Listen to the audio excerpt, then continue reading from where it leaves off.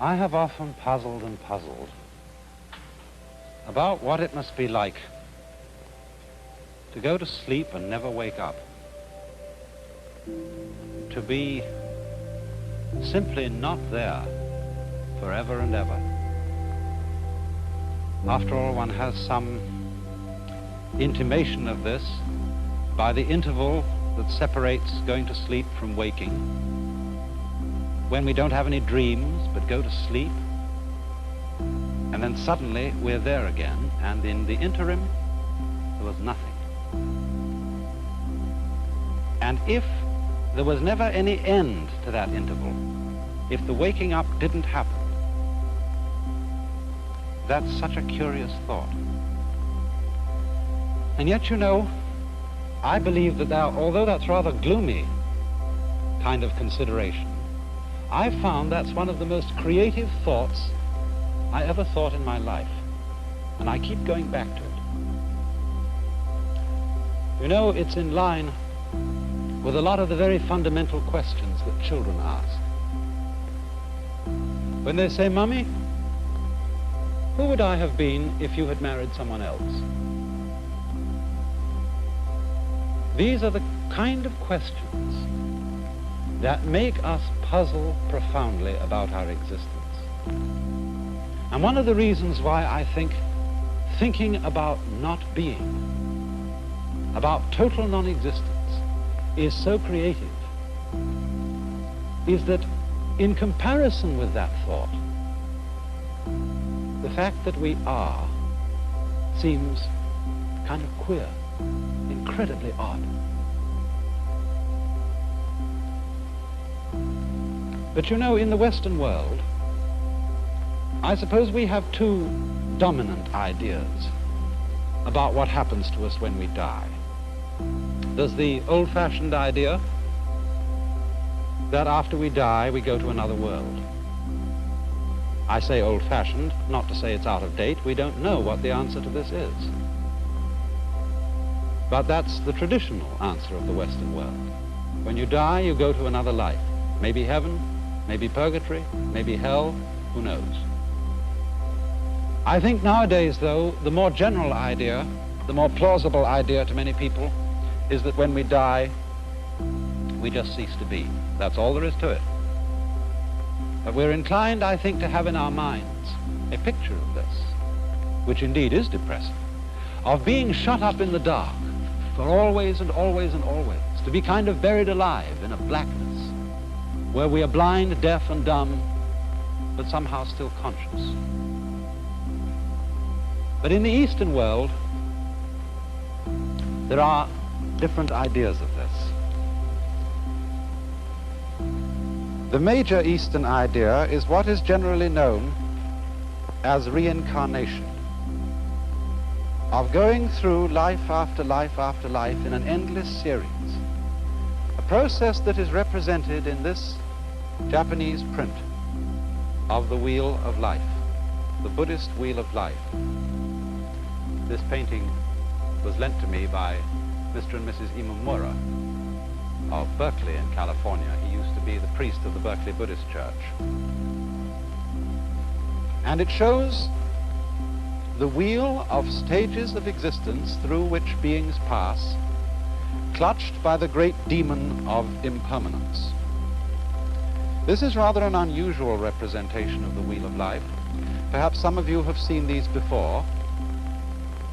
They usually have 6 divisions in the central part of the wheel here, and this one happens to have 5, and it's the Chinese-Japanese version of the Buddhist Wheel of Life, whereas I think prints in books, I know there was one some years ago in Life magazine, usually show the Tibetan version.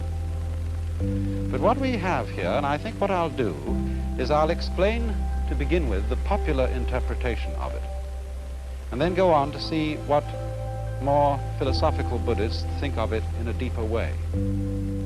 These then are the 5 or sometimes 6 realms of existence through which, as I said, beings pass through their various lives. We could start here, for example. This is the human world. And then next to this is the world of the devas, D-E-V-A, which we would translate into English as angel. Then this is the world of the animals.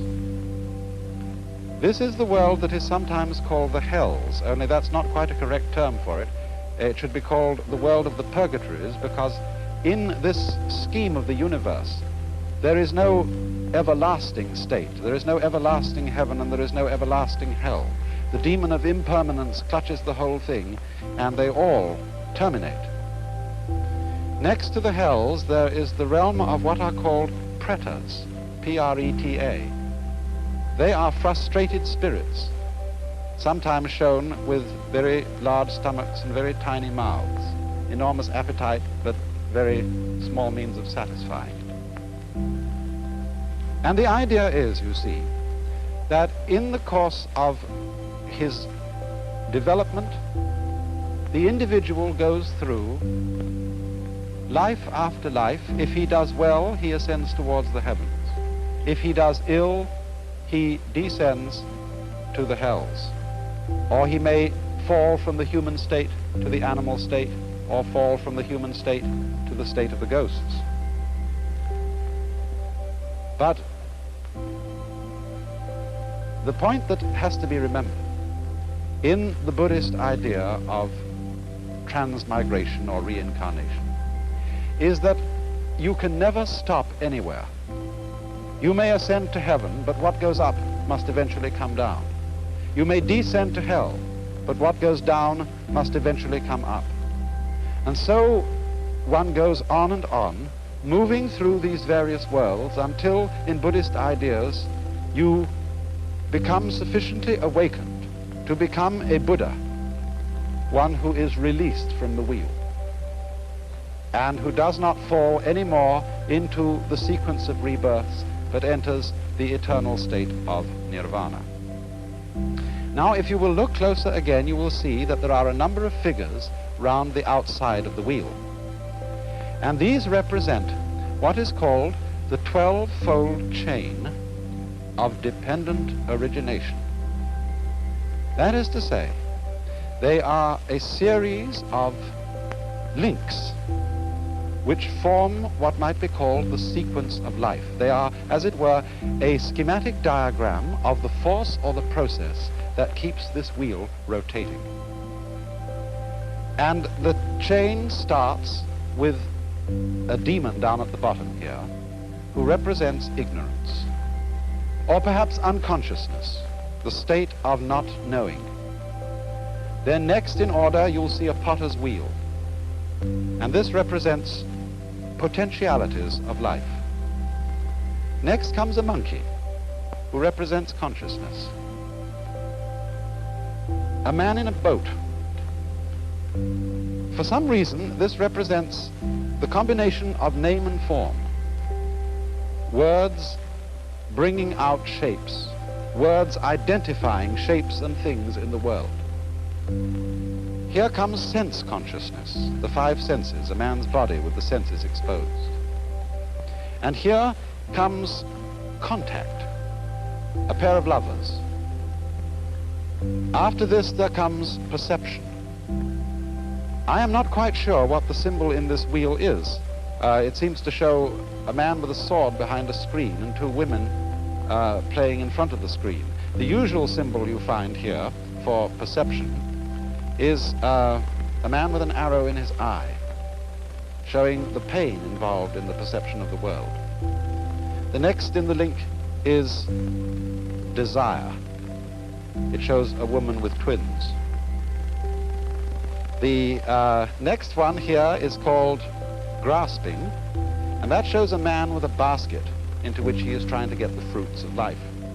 And then as we come over round the wheel, we get a figure which means growth.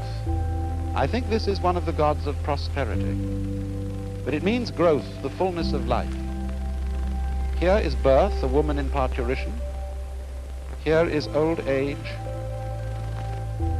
And then, although the final stage of the links of dependent origination, as they are usually drawn, shows this one as the last and calls it old age and death, in this particular wheel they've been spread out so that you get old age, grief.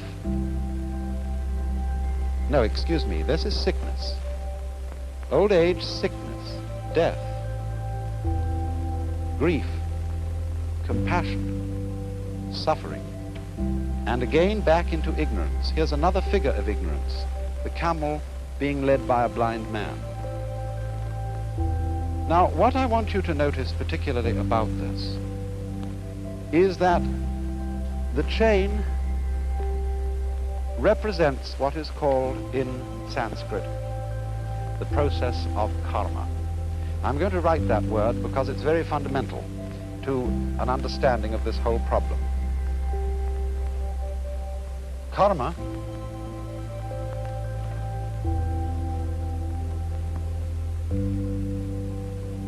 is sometimes understood, and maybe your ordinary dictionaries give it to you, as the law of cause and effect, but actually it comes from the root kri, which in Sanskrit means to act or to do. And the basic idea of karma is that it is action which always involves the necessity for other action. As the Buddha once expressed it, this arises, that becomes. Now, this isn't quite the same thing as cause and effect. It is rather the idea of linkage. For example, when I pick up this brush, I lift it by one end, and the other end comes up. Now, we could say this is cause and effect, although this would be a rather cumbersome way of thinking about it. I could say, for example, that the coming up of the brush at this end is the effect of the cause, my lifting it at this end. But we don't ordinarily think so complicatedly about it. We think in a simpler fashion, namely, that to pick up this end is also to lift up that end because it's all one. So in the same way, Buddhists and Hindus who follow the idea of karma believe that life and death involve each other in the same way that the two ends of the brush, lifting up one involves lifting up the other. So in this way, living involves dying. We wouldn't say that the cause of death is birth, but birth and death go together and they are inseparable. And so if we will look again for a moment at the wheel, we can see that there are these important phases of it altogether. Here it ends with the sequence of pictures representing death and suffering and its attendant grief, ending in the blind man leading the camel and the demon, which together represent ignorance or unconsciousness. But once again here we have the potentiality of life, and then the monkey representing consciousness. All these things are looked upon as linked and therefore inseparable. And thus, you see, we don't look upon ignorance as the first step or the first link in the chain from a chronological point of view. We only start numbering the chain, the steps of the chain here, because one has to begin somewhere when one's talking. And so, the basic idea of this link is interrelatedness, interlockedness, so that death and life, as I said, imply each other. So that you might, speaking from the standpoint of Indian philosophy, of Hinduism, of Buddhism, you might pick an argument with Hamlet and say, to be or not to be is not the question. These are not alternatives. They are things that go together just like up and down, back and front, solid and space. Now there's another aspect to karma which needs to be considered here, and that is that karma also involves the idea of the continuity of pattern. You know, strictly speaking, Buddhists don't believe that there is any soul entity which passes from one life to another. There is no sort of fixed I or fixed ego, which once was an animal and then became a man and then became an angel and then eventually became a Buddha or something like that. The idea of karma as the linking factor between the various lives is what we might call continuity of pattern. For example, consider an army regiment. A certain regiment goes on year after year after year. Old European regiments, for example, have existed for hundreds of years. And yet the personnel of those regiments, and even the barracks in which they are stationed, are entirely changed. In the same way, a university. Harvard University has existed for a long time. Oxford for a lot longer. And yet there is not a single member of the faculty, not a single student, who was there when it first began. And yet, you see, the university goes on. Because what goes on is a pattern, a form of life. In the same way, the individual body of man, every 7 years, I think, all the molecules composing our physical structure are entirely changed. And yet, something identifiable as the pattern which we associate with Mr. or Mrs. So-and-so is still there. Another fascinating illustration of continuity of pattern in this sense is wave motion. It's perhaps easiest to illustrate with something like a barber's pole. When you twirl it. Now, as you twirl it, there's an illusion of something moving upwards from the bottom to the top of the pole. It seems that the strips go along. Now, actually, they don't go along. They just go round. And in the same way, also, when waves move across water, there's no water moving across. There is the wave pattern moving across. The water is just going up and down, as you can tell when you see, say, a dead leaf floating on the water's surface, and it isn't moved along by the waves. So this idea of continuity of pattern is the solution which Indian philosophy offers on the matter of the problem of death. The individual, as it were, entity is constantly changing. He does not go on, but the pattern, or the karma, the pattern of action, goes on. And it's all embraced by that figure you saw of the great demon of impermanence. Could we look at that demon once again? I want to say something more about him. From our Western ideas, this fellow looks pretty evil. And we might associate him with a devil in the Hebrew or Christian sense of a principle of evil. In Buddhism, demons are not evil. They are really beneficent. They have a frightening aspect, but underneath this, there is a deeper meaning. This demon represents change or impermanence. But the deep insight underlying this is that change is a liberating factor. Death is a liberating factor. Did it not exist, life would not exist either. And therefore the wise man is not afraid of the demon. He goes, as it were, straight forward to him to embrace him. And at that moment the demon is transformed. And so in the same way, in a deeper sense, Buddhists do not think of these various realms of the wheel as literal worlds where there are angels and demons and starved ghosts, but they represent the various phases of consciousness. Equanimity, general kind of medium consciousness, quiet consciousness is the human state. The angel state is supreme happiness. The animal state is animality. Here is misery in its extreme, and here is frustration in its extreme. But the fundamental idea of the whole wheel that we have to remember, the idea of karma, is the interlocking, the interdependence of being and not being, of death and life, and the fact that the demon of change is really a disguise of the very source of life. The death without which life is impossible.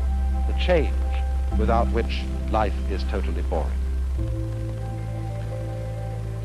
Now, of course, when any idea like that is explained, the first thing that we ask is it true? Is there a process of rebirth? Do our patterns go on and have influence to an illimitable future? But you know, as this idea is held by deeply thoughtful Hindus and Buddhists, it isn't a belief in something which we can't prove. It's really quite a self-evident notion. Think of it in this way. Supposing I make two statements. Statement one: after I die, I shall be reborn again as a baby, but I shall forget my former life. Statement two: after I die, a baby will be born. Now, I believe that those two statements are saying exactly the same thing. And we know that the second one is true. Babies are always being born. Conscious beings of all kinds are constantly coming into existence after others die. But why would I think that the two statements are really the same statement? Because after all, if you die and your memory comes to an end, and you forget who you were, being reborn again is exactly the equivalent of somebody else being born, because we have no consciousness of our continuity unless we have memory. But it seems to me that the fascinating thing about this is that although a particular set of memories vanishes, death is not the end of consciousness. In other words, we are deluded by a kind of fantasy if we think of death as endless darkness.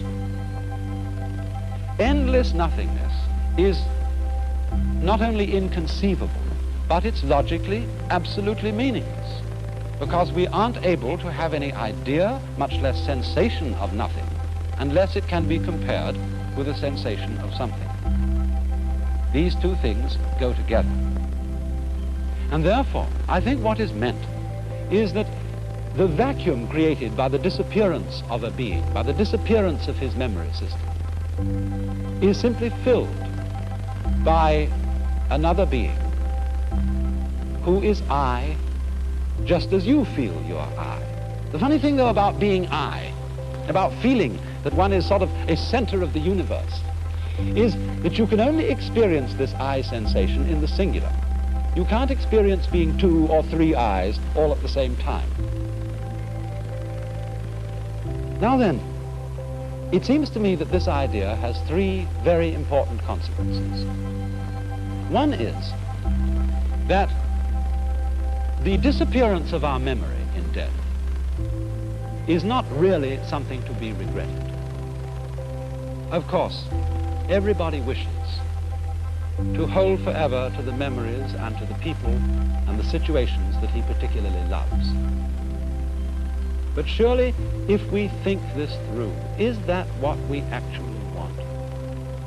Do we really want to have those we love, however greatly we love them, for always and always and always and always? Isn't it inconceivable that even in a very distant future, we wouldn't get tired of it?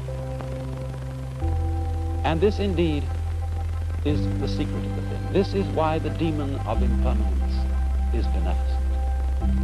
Because it is forgetting about things that renews their wonder. Just think, when you opened your eyes on the world for the first time as a child, how brilliant colors were. What a jewel the sun was. What marvels the stars. How incredibly alive the trees were. That's all because they were new to your eyes. Or in the same way, you know how it is, you've been reading a mystery story. And you're looking around the house, you want something to read, and you pick up an old mystery story. If you read it years and years ago and you've forgotten all about the plot, it still excites you. But if you remember the plot, it doesn't excite you. And so, by the dispensation of forgetting, the world is constantly renewed, and we are able to see it again and again, and to love again and again, to have people to whom we are deeply attached and deeply fond, always with renewed intensity, and without the contrast of having seen them before, for always and always and always. Another consequence of this is a very curious realization to me. Remember that question, who would I be if my mother had married someone else? Who, if I were you, we often say. One might so easily have been you. I might so easily have been born in China and India. Why do I feel that the world is centered in this place, as distinct from some other place? You jolly well know the world is centered where you are. And this gives one a very strange feeling of the idea that other people jolly well exist in the same sense you do. Everybody's name is I. That's what you call yourself. So there will always be I's in the world. Every I is in a way the same I. We all might be anyone else. And there is no escape. It goes on and on and on and on. So long as there is consciousness anywhere, there is I. You then, in a way, look out through all eyes. And that perhaps is the secret of the great virtue of compassion.